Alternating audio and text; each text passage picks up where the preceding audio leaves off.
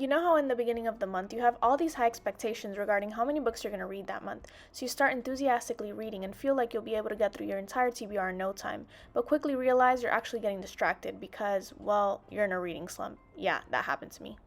I'm gonna be honest with you. I started this reading vlog literally in August. It is now October.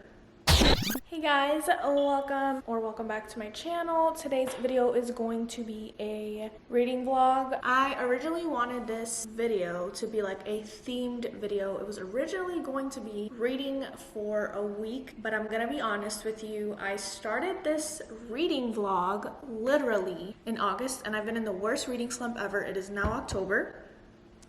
Yeah, and I'm like 4 or 5 books in. So with that being said, I'm just gonna bring you along with me reading some books and just giving you my thoughts. I hope you enjoyed this reading vlog.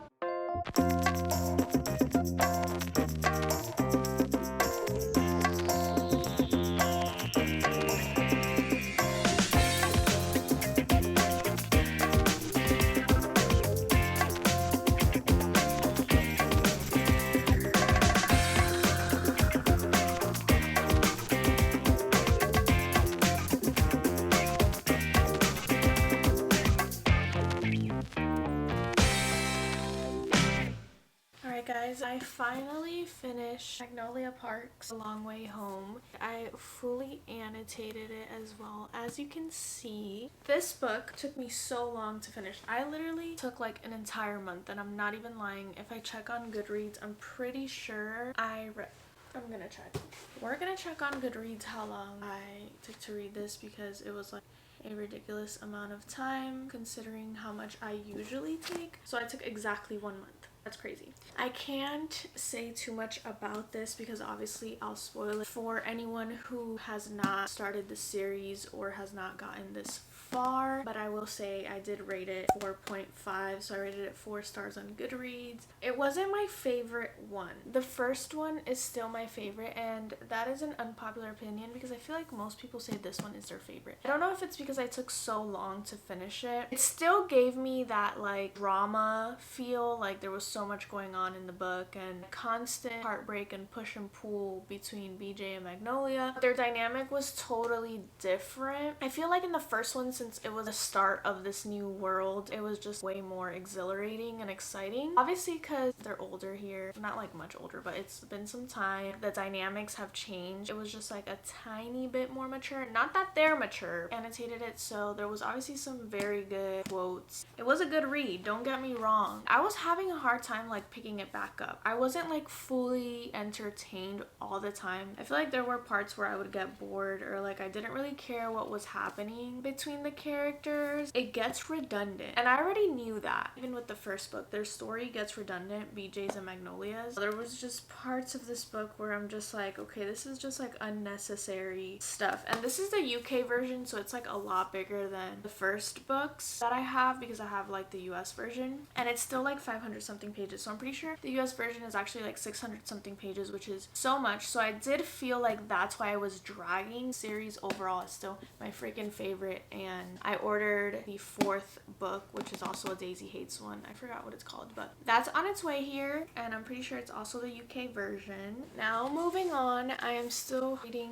Too Late. I actually ran out of contacts and I cannot find my glasses anywhere, so I am struggling so bad to read this. I'm so blind. I've literally had glasses since the age of 5. I'm really struggling right now. I am gonna try to read some. Already on page 208. So far so good. I've annotated a little bit. Anything crazy? Yeah, let's get to reading.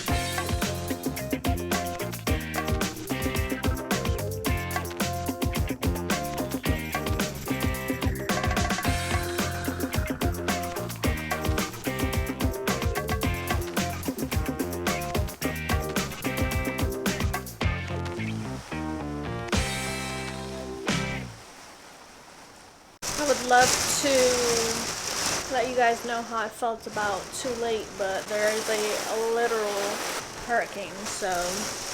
Alright guys, Too Late was not what I expected. The first half of the book I really liked, but the second half, the last 20 pages really picked up, and literally my chest was like panicking. I think I'm gonna give it like a 3.75. It's not my style, the book itself. There's like a lot of bad things going on that I'm just not a fan of reading about, but overall it was well written. Of course, the Queen Colleen Hoover just knows what to do and how to write a book. Definitely check the trigger warnings if you want to read this book, because a lot of crazy things happen. Like an okay book, as the rating that I'm giving it suggests. I feel like the first half of the book I was like reading it super fast and going through it super fast, and then after that I kind of just lost interest. But now we are going to start None of This Is True by Lisa Jewell, and this is a thriller which Haley Pham was raving about it in one of her videos, so I had to pick it up. And when I went to my Target, I literally got the last one. I have high hopes.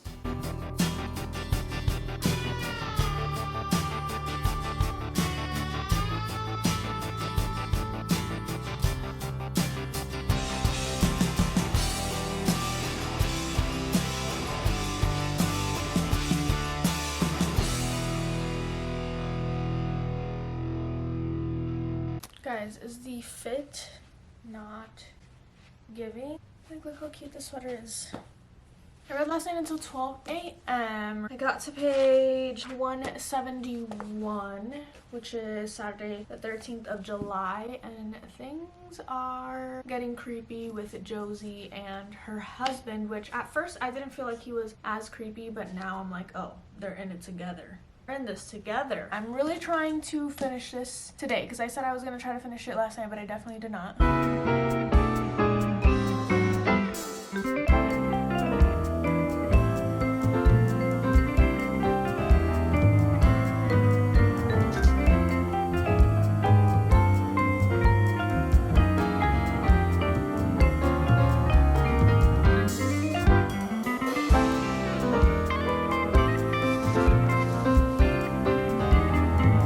Guys, I finally finished None of This Is True by Lisa Jewell. I actually ended up rating it 4.25 stars, and I really enjoyed it. I love how the story unfolded all at the end.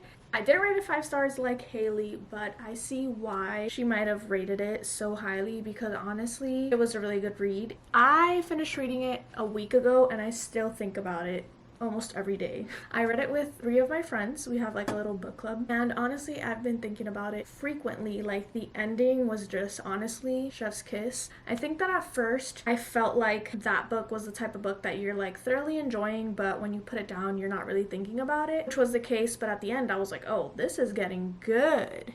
This is getting good. It is about Alex Josie. Basically, Alex has this podcast where she interviews females and their life and their hardships and how successful they are, their stories from the past. Josie is at a bar celebrating her, I think it's is it her 45th birthday or her 40th birthday? I don't even remember. She's celebrating her birthday, and she sees that this other woman is also celebrating her birthday, which that other person is Alex. And she's like, oh my god, we're birthday twins. So she like follows her to the bathroom, and she's like, oh my god, you know, I saw that you're also celebrating your birthday and whatnot. She basically has this hyper fixation on Alex now. She finds out she's a podcaster, and then she somehow finds a way to intervene in Alex's path. And she's like, hey, I know you have a podcast about females and like their hardships and how they kind of turned that around, but how do you feel about having me on the podcast, because I feel like I'm about to change my life. Somehow Alex is like super intrigued, so she's like, yeah, sure, whatever. It literally goes from there.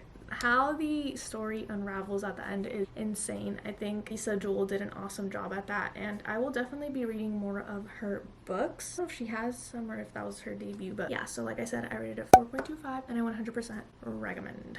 Alright guys, that is all for today's video. I hope you guys enjoyed this reading vlog, and I hope to see you in my next one. Bye!